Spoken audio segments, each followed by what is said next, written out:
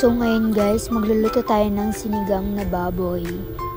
So ang una natin gagawin is hihiwain natin yung karne ng baboy. Then pag nahiwa na, hugasan na natin ang karne ng baboy.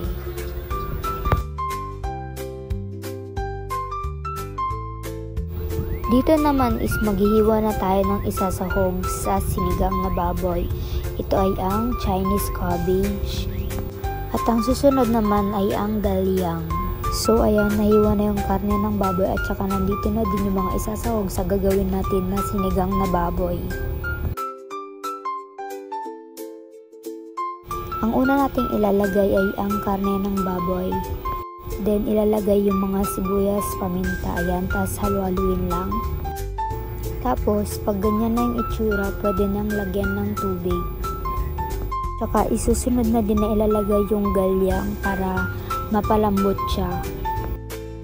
Kapag gumulo na at lumambot na ang galyang, pwede mo na rin ditong ilagay yung ingredients na sinigang. Susunod mong ilalagay ay ang magic sarap.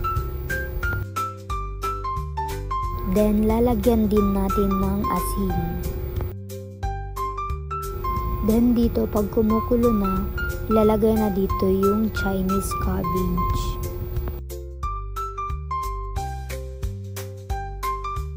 Then dito luto na yung ating sinigang na baboy.